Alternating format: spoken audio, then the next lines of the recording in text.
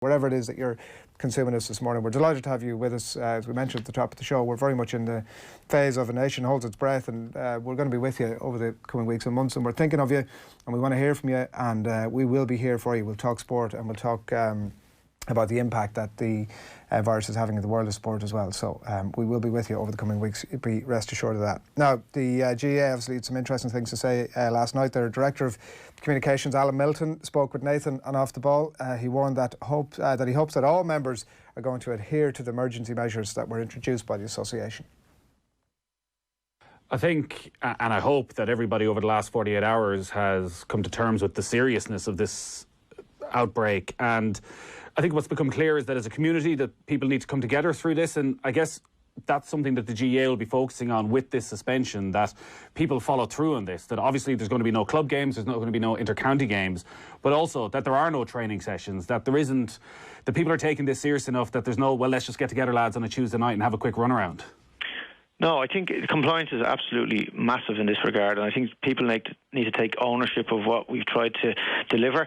We can't police that from Croke Park, but we like to think we've got very responsible people at every level of the organisation, on committees and not on committees. It's really up to them to step up to the plate. I think situations such as this bring out the best in people. I think it will be for the common good, and especially for those members of our communities who are on the margins or maybe weak and vulnerable. I think we owe it to them, and as a society, I sincerely hope we all pull together. If this small gesture goes some way in helping in that process, it will have been worthwhile. But I'd like to think that most people will see the rationale behind this. It's been done for the right reasons. Of course, it's a small inconvenience, but when you think of what we're dealing with here, this is, as I've already said, this is bigger than sport, and it has the potential to be a whole lot bigger and a whole lot worse if people don't clue into the severity or the potential severity of the situation as it unfolds. Yeah, that's Alan Milton, Director of Communications with the GAA, in conversation with Nathan last night. When you consider the heft of an association in a country like Ireland of the GAA, certainly some leadership in that regard, which we've seen in relation to the pulling of events. Maybe more where that came from might be the message this morning. Right, it's 22 minutes past 8 on this Friday morning, Friday the 13th, fittingly, of March 2020, and here's what we've picked out for you from the top 5 that we want to get into this morning. GAA training and the that we've just been hearing about there from Alan, and the calls of Paul Flynn as well. Callum Hudson-Odoi, the very latest to test positive for coronavirus, and he's had some things to say on social media this morning, so we'll bring you those your way in just a moment. Owen's been through the tipsters' tips for the fourth and final day of Cheltenham, which goes ahead today, and we'll bring you those in just a couple of moments' time. The ramifications of coronavirus on the careers of Stephen Kenny and Mick McCarthy is an interesting one that Liam Mackey in the Irish Examiner muses over this morning, so we'll bring you those thoughts in just a few moments' time. And Ronan O'Gara too has some interesting things to say, even not in related to coronavirus, so that's also in the Irish Examiner this morning. We'll bring that your way in just a moment. But the GAA, we mentioned, it's across a lot of the newspapers this morning. On the Irish Independent, the GPA Chief Flynn warns counties over training ban. This is a very important step we touched there on the heft of the GAA and the really crucial role that an association like that can really get the troops off their feet can play over the coming weeks and months. Like, you'd almost want to hear a little bit more from them, but certainly hammering home that idea that collective matches, clearly that has to be something that isn't going to happen. And after that, collective training, because you can see how, like we've seen this before, it's been in very different spheres, right? Like in terms of calendar training bans, how, you know, teams have the will to get around those. Like, this takes an engagement from society to understand that collective training is just something we shouldn't be doing. Well, that's clear, that's obvious, and that is more important than anything else, that people who get together in groups for training at this point are clearly putting themselves into some situation of danger. But I do wonder if the GAA now needs to just get a little bit ahead of this and ask themselves, why will there be collective training going ahead over the next couple of weeks? And the reason why collective training might be going ahead for the next couple of weeks is because there might be a conclusion to the Allianz Football and Hurling Leagues. We don't know. There might be a football and hurling championship starting at the start of May, and there may be the resumption of club duties at some point during the month of April. all of these things we don't know. And in fairness to the GAA, they can't really make a guess on when they will be able to resume proceedings on that front. So you're kind of caught between a rock and a hard place here as to whether or not to actually call off matches all the way throughout April at this point to ensure that training can't be done before the 29th of March. So like it's a tricky one, because you can see why teams might want to remain on edge a little bit, just to say to themselves, right, so are we going back playing football or hurling on the 1st of April then? And do we need to be fit and raring to go? Do we, like, I can sympathise a little bit with why these sessions might be, there might be a few interested parties in them. So if you put a blanket ban on all of that, then at least everybody's at a similar level of not having collective training done or something like that. I don't know what the solution is to this, but I think anybody with a reasonable outlook on this would be able to suggest that even throughout April, it looks like the GAA calendar won't be proceeding. So that means the club game is going to be seriously affected. Like, we've seen coronavirus cases in GAA clubs already. So it's a serious health threat. The number one priority here is that these gatherings of humans aren't happening. The secondary thing to that is teams wanting to be fit for the resumption of games at some point down the future. As I say, and just to push that again, that is a secondary concern, but it is still a concern. So I can see the story here, and I can see why it might be a bit of an issue. Yeah, you had mentioned a bit earlier in the week that, like, I think it was yourself, that people want to be told what to do. Like, I think that's why people are at Cheltenham today, to be honest, like, that they've been told that this thing is fine, and they're blissfully happy to be sort of operate in blissful ignorance around that. I would assume is my assumption, because it's interesting to see in this country how over the last 24 hours since the Leo Varadkar statement yesterday, things have really significantly moved on, and that people have started to understand, actually, if we continue in this way, we're going to be in the shit. And I do think, I agree with you on that point, I do think that people actually want to be told what to do here, and that's where people like the GAA and the GPA coming forward and saying, here are our firm thoughts on this thing, and here's how we recommend how you proceed. If there are people after that who decide that, actually, do you know what, we'll be grand and we'll just get about training, like, that stuff needs to be called out at the highest possible level, and hopefully there is enough leadership in the various clubs and counties around the country that there's somebody within those setups that can go, lads, this is stupid, it's beyond stupid, let's press pause. The one thing is, right, the one thing that the GAA has going in its favour, and this isn't hard and fast, right, but the one thing it has in its favour above where professional soccer might be at or professional rugby might be at, is that by and large, and I know this isn't 100% waterproof, because I know there are sponsorships and there are other elements that operate around it, I totally get that, so I'm not saying this is 100% true, but by and large, there are nobody's job is at stake here. We can press pause on all these fixtures. We can either come back to them in April. Cum Keys is writing this morning about the protection of April club month, likely to put the squeeze on inter-county games. In the context of life and death, who cares? Nobody's life is at risk. Nobody's job is at risk. It's much better that we sort of pay attention to public health and safety in a way that, obviously, this is going to have a knock-on impact on people's livelihoods in other areas. But at least give some further definition on that, I would have thought. Again, I'm going to accept that it's impossible to do that right now, but over the next couple of days and weeks, it may be possible to say, listen, April is going to be a bit of a dead zone again for GAA, and that is fine. And it comes back to what you said there about this announcement yesterday. I think, in a very strange way, the reaction and the emotion of a lot of Irish people when Leo Varadkar made a speech in Washington, D.C. yesterday was relief. Just being told what to do. This is what is happening. Tell us what to do and we will do it. And I think that is 100% the case when it comes to all sport. I don't think you'll see anybody reasonably making an argument, kicking up a fuss about anything being cancelled, but just make the call and be definitive with it. I think if we're getting into comparisons with our friends across the water in the UK, I think we've obviously dealt with this in a very favourable manner compared to them. And I think, in fairness, once that was made by the government yesterday, the sporting organisations got in line and followed that. Now, the thing is, this seems to be the trend. It seems to be a situation where we saw it a couple of weeks ago with the IRFU. The government need to make a statement and then the sporting body follows. That happened a couple of weeks ago with the IRFU and the Italy game. It happened yesterday with all Irish sport. So the current government directive is 29th of March.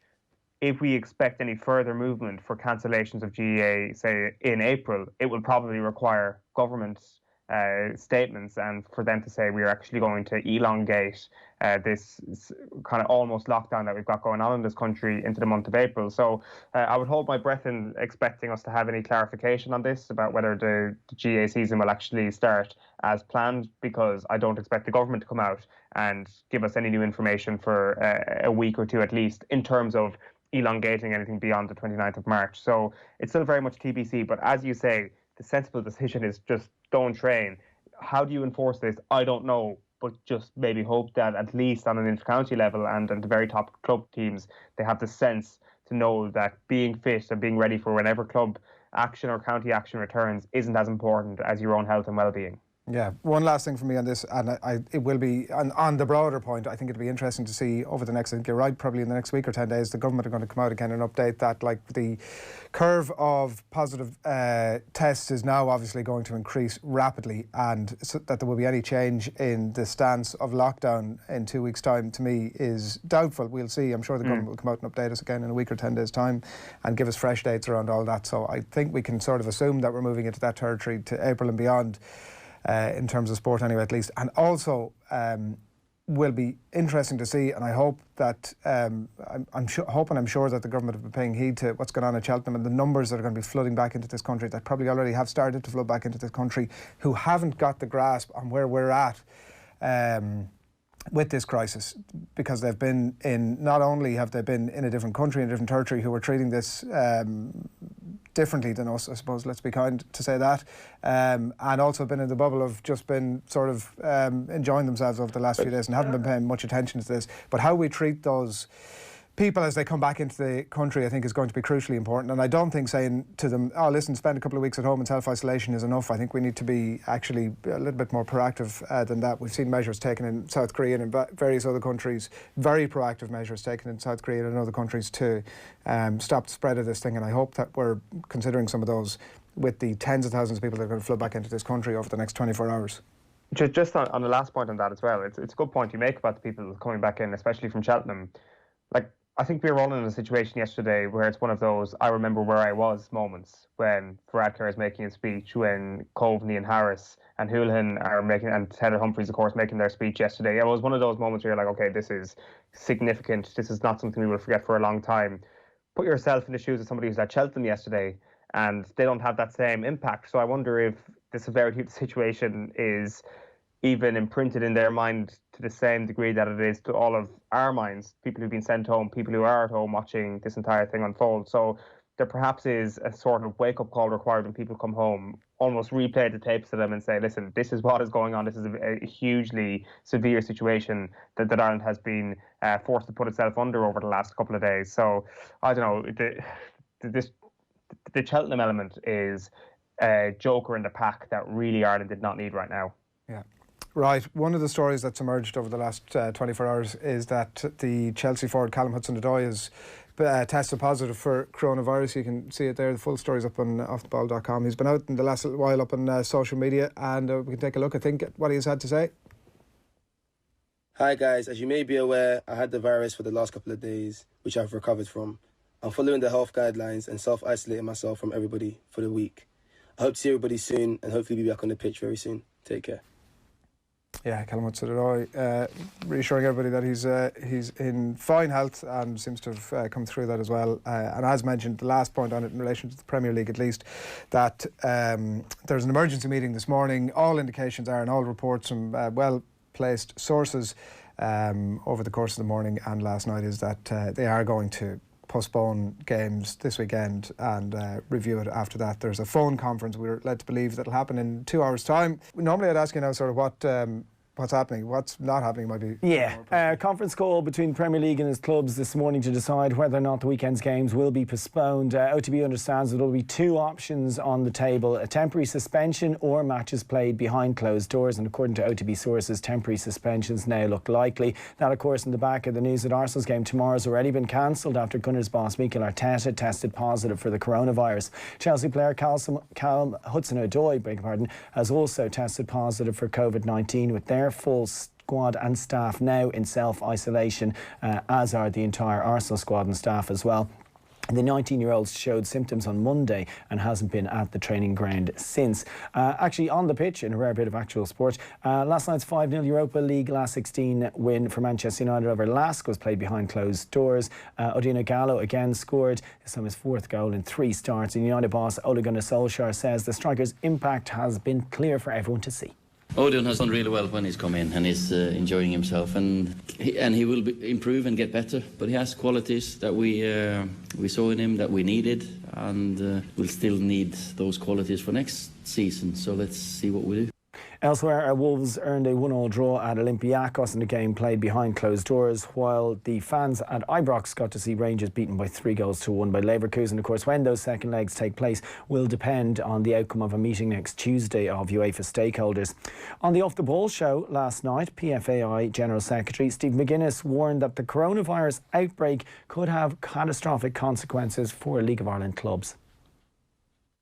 From a League of Ireland point of view, is postponing the league for 2 weeks a better scenario than playing games behind closed doors? 100%. A lot of our revenue is match day revenue. A lot of our clubs survive on match day revenue.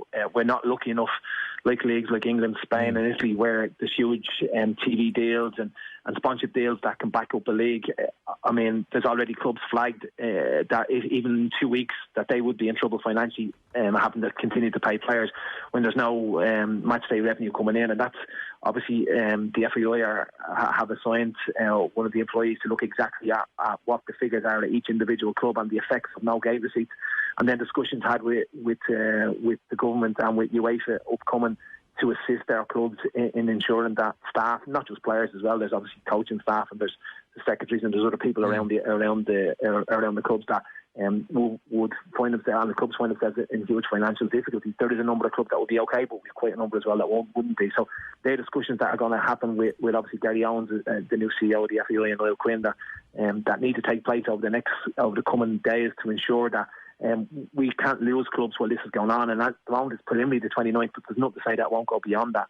So they're the discussions that need to take place, and we're one of them leagues, Nathan, that's really, like, we're a small league in Europe, and we are really open. This has potential for catastrophic effects for some of our clubs if this goes on longer than even the 29th.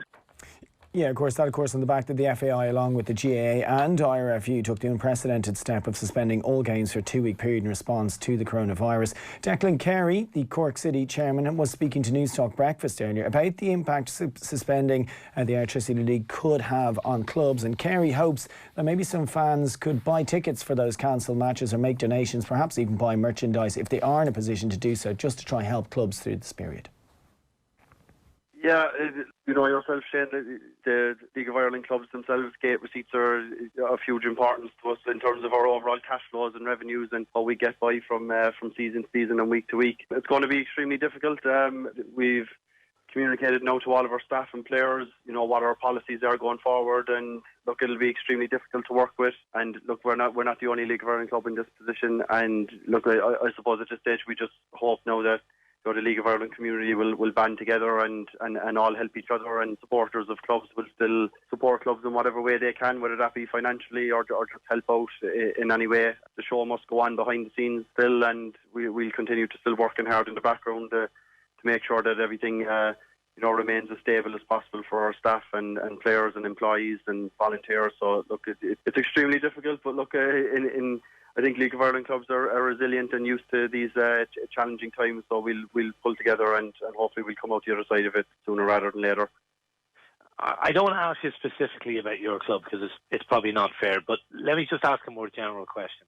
Yeah. Would you be worried that a League of Ireland club might, more than struggle to make ends meet, might actually just fail to make ends meet during this period and could go out of business? That is definitely a possibility. It's the same as any business all over the country. When you take away your primary source of income, you know, what can you do? Look, we'd hope, and there's already discussions ongoing to prevent what you just said there. It's definitely a risk. It's no different to the risk of any other business in the country, and you would hope that the FAI, the government, UEFA wouldn't allow that to happen. Yeah, Declan Carey there, Cork City, obviously in conversation with Shane on News Talk Breakfast this morning. I love that idea, and I love the spirit behind the idea of whether it's buying vouchers for yourself or for others, buying match tickets, sort of that forward pay. I love that idea. The thing it misses is that there will be, as Declan Carey has identified, a number of people who will be able to do that. There will be a number of people who are also getting the squeeze on them now. Yeah, who are in the same boat as it's the not clubs, to assume that everybody's sort of now going to be in this fantastic position that the money continues to flow in.